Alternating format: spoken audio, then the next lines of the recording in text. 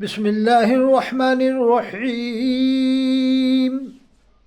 آج کی ویڈیو ہم بنا رہے ہیں شرک کے بارے میں۔ یہ شارٹ ویڈیو ہوگی، انشاءاللہ پھر تفصیلی ویڈیو پھر بعد میں سماعت فرمائے۔ اللہ نے قرآن میں فرمایا، ان اللہ لا یغفر ان یشرک بہ ویغفر ما دون ذلک لمن یشاء۔ اللہ فرماتا ہے میں شرک کو معاف نہیں کروں گا، اس کے علاوہ جس کو چاہوں گا معاف کر دوں گا۔ شرک کی تعریف، شرک کی وضاحت، توضیح اور تشریح مختصر سماعت فرمائیں۔ اللہ کے رسول صلی اللہ علیہ وآلہ وسلم ارشاد فرماتے ہیں، میری امت بڑا شرک نہیں کرے گی۔ شرک یعنی اللہ کی ذات میں اور اس کی صفات میں کسی بندے کو شریک کرنا، یعنی اللہ کی ذات میں اور اس کی صفات میں، جیسے اللہ کی صفت سمیع ہے، بصیر ہے، اور جتنی بھی اللہ کی صفت ہیں ان میں شریک کرنا۔ جیسے اللہ سنتا ہے ایسا ہی سننے والا جاننا، جیسے اللہ دیکھتا ہے ایسے ہی دیکھنے والا جاننا، اس کو شرک فی الصفات کہیں گے۔ اور شرک فی الذات کہ جو چیزیں اللہ تعالیٰ سے وابستہ ہیں، کہ اللہ ہر چیز پر قادر ہے، اسی نے سب کو پیدا فرمایا ہے، ساری کائنات کو اس نے پیدا فرمایا ہے، ایسا ماننا یہ شرک فی الذات ہو جائے گا، بڑا شرک ہو جائے گا۔ اس سے وہ اسلام سے خارج ہو جاتا ہے۔ اب شرک فی الصفات یعنی اللہ کی طرح سمیع ماننا، بصیر ماننا، یہ شرک فی الصفات ہے۔ تو اب سنو، اللہ کے رسول فرماتے ہیں صلی اللہ علیہ وسلم کہ میری امت بڑا شرک نہیں کرے گی۔ بڑے شرک سے اسلام سے آدمی خارج ہو جاتا ہے، ایمان سے خارج ہو جاتا ہے۔ اللہ کے رسول نے فرمایا چھوٹا شرک میری امت میں چھپا ہوا ہے۔ اللہ کے رسول نے مثال بھی دی کس طرح سے چھپا ہوا ہے، کہ ایک کالی چیونٹی جس طرح سے پہاڑ پہ چلے اس کی چال کا پتہ نہیں لگ سکتا اندھیرے کے اندر، اسی طرح سے چھوٹا شرک امت کے اندر ہوگا، امت کو بھی پتہ نہیں ہوگا، جو کرے گا اس کو بھی پتہ نہیں ہوگا۔ یہ چھوٹا شرک ہے۔ اللہ کے رسول نے فرمایا میری امت میں چھوٹا شرک چھپا ہوا ہے۔ اللہ کے رسول صلی اللہ علیہ وآلہ وسلم نے ارشاد فرمایا چھوٹے شرک سے بھی بچو، چھوٹے سے بھی بچو۔ اور فرمایا اللہ کے رسول صلی اللہ علیہ وسلم نے، جس نے دکھاوے کے لیے نماز پڑھی اس نے شرک کیا، جس نے دکھاوے کے لیے روزہ رکھا اس نے شرک کیا۔ اب دکھاوا عام طور سے نفل نماز میں آئے گا، نفل روزے میں آئے گا، فرض نماز میں، فرض روزے میں نہیں آئے گا۔ اس لیے کہ فرض نماز تو عام طور سے لوگ پڑھ لیتے ہیں جو پڑھنے والے ہیں، فرض روزہ بھی رکھ لیتے ہیں۔ نفل نماز، نفل روزہ یہ عام طور سے ہر ایک نہیں کرتا ہے، تو اس لیے نفل نماز میں دکھاوا آ سکتا ہے، نفل روزے میں دکھاوا آ سکتا ہے، اور یہ شرک ہے۔ اللہ کے رسول نے فرمایا تو چھوٹے شرک سے بھی بچنے کے لیے فرمایا ہے، چھوٹے شرک سے ہی بچو۔ چھوٹے شرک سے بچنا یہ بہت مشکل کام ہے، مرد مومن حضرات بچ سکتے ہیں چھوٹے شرک سے۔ جیسے مرد جو قلندر ہوتے ہیں، مرد مومن ہوتے ہیں، مثال کے طور پر آپ نے یہ سوچا کہ میں لڑکی کو اگر کالج میں نہیں پڑھاؤں گا، یونیورسٹی میں نہیں پڑھاؤں گا، یا بی اے میں نہیں کراؤں گا تو اس کی شادی نہیں ہوگی، اس کی شادی نہیں ہوگی۔ یہ بھی چھوٹا شرک ہے، کیونکہ 1400 سال سے شادیاں ہو رہی ہیں، بغیر کالج میں پڑھے ہوئے لڑکیوں کی شادیاں ہوئیں، بغیر یونیورسٹی میں لڑکیوں کی پڑھی ہوئی شادیاں ہوئیں۔ یا یہ سوچا کہ اگر میں نے کھیتی باڑی والے سے شادی کی تو تو یہ کیا کمائے گا، کیا کھلائے گا، کیا اس کی آمدنی ہو پائے گی، اس طرح کی باتیں. یا اس نے سوچا کہ اب رشتہ ماسٹر کا آیا ہے یا انجینئر کا آیا ہے، پرنسپل کا آیا ہے، وہ گورنمنٹ نوکر ہے، گورنمنٹ سروینٹ ہے.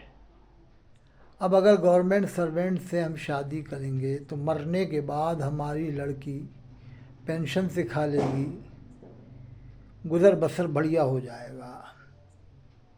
تو یہ بھی چھوٹے شرک میں آئے گا، کیونکہ آگے کے خیالات رکھنا کہ اگر وہ مر جائے گا تو لڑکی اس طرح سے پل جائے گی. تو کیا پالنے والا اللہ نہیں ہے؟ کیا ابھی تک اللہ نہیں پال رہا تھا؟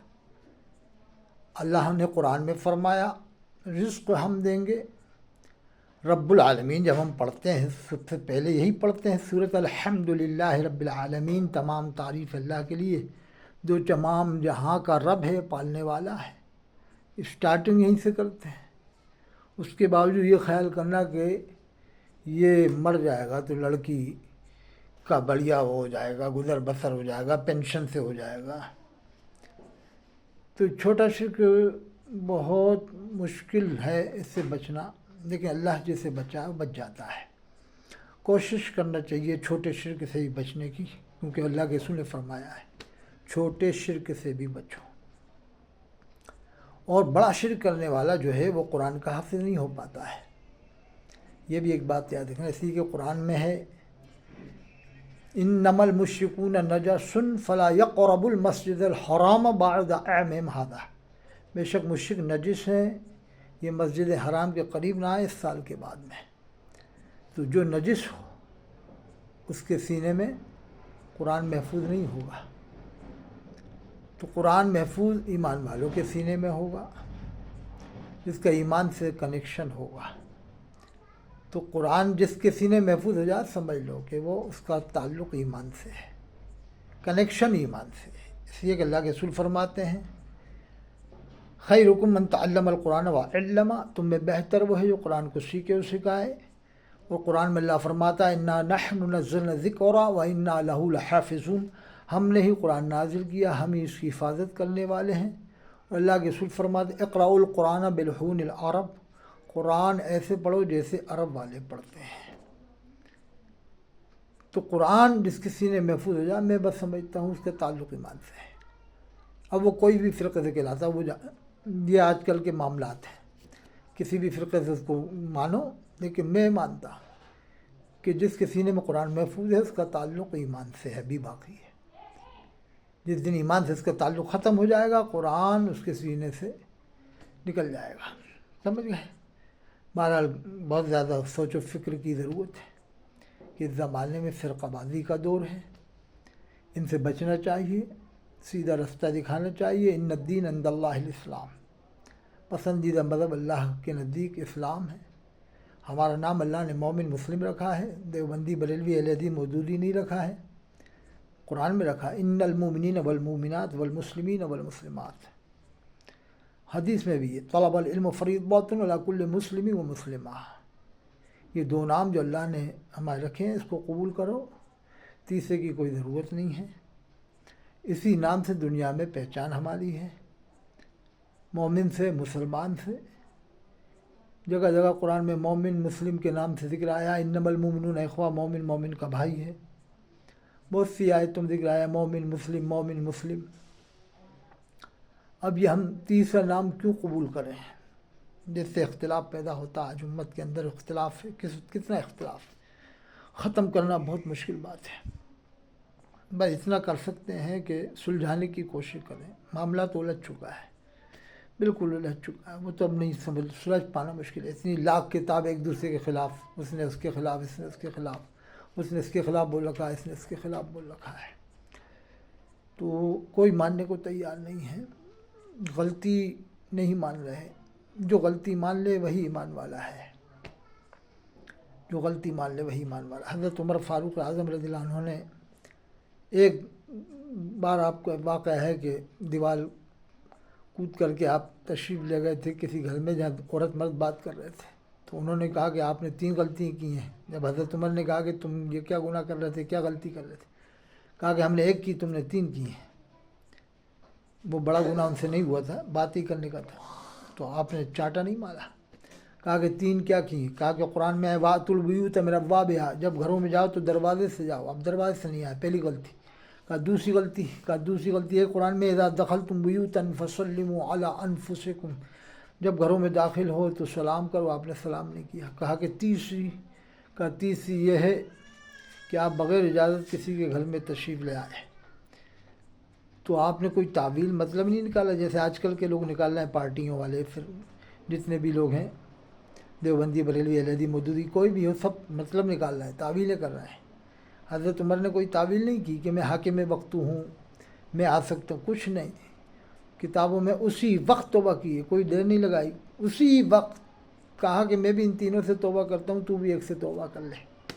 ये था ईमानी जज्बा। तो ये जज्बा तो अब मिलना मुश्किल है, वो तो कुछ ना कुछ मतलब निकालता ही है किताबों में अपने आलिमों की कि नहीं, अरे भाई वो आलिम खुदा थोड़ी हैं, वो आलिम नबी थोड़ी हैं जो आज के ज़माने जिन्होंने किताब लिखी हैं, सहाबी नहीं हैं, अहले बैत में से नहीं है। अगर किसी ने गलती लिख दी है तो क्यों उसकी आप फेवर कर रहा हो, इतनी हिमायत कर रहा हो, तावीलें कर रहा हो, अपना ईमान बर्बाद कर रहा हो, क्या जवाब दोगे क़यामत में?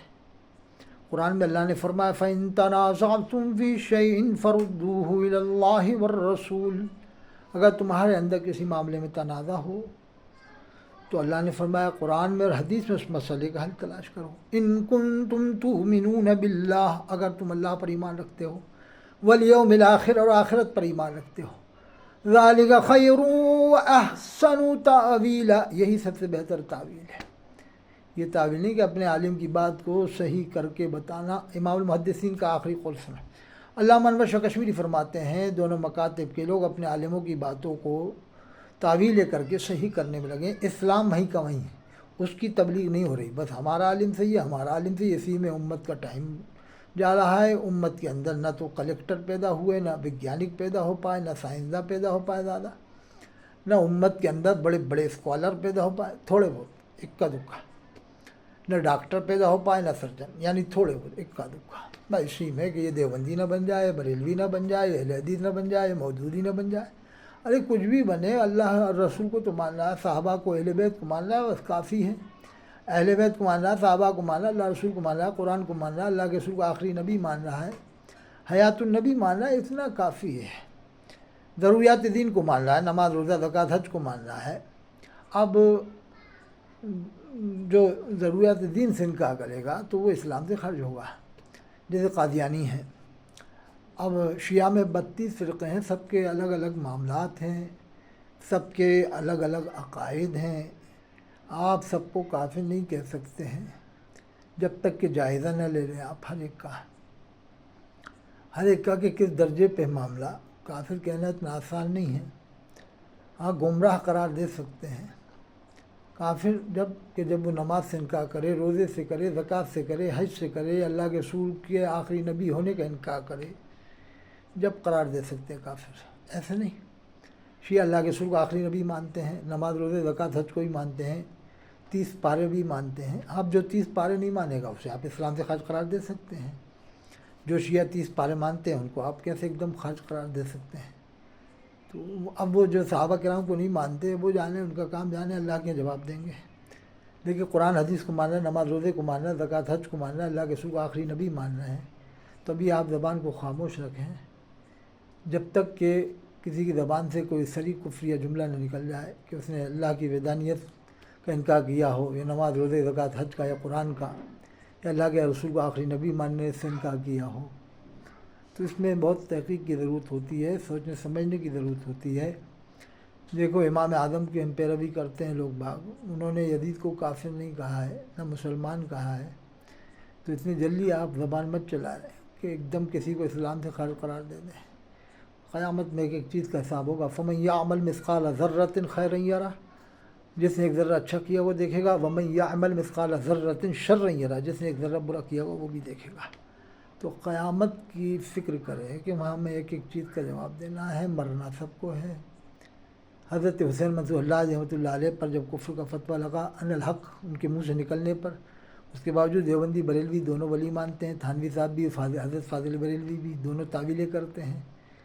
तो ये बहुत नाजुक मसला है।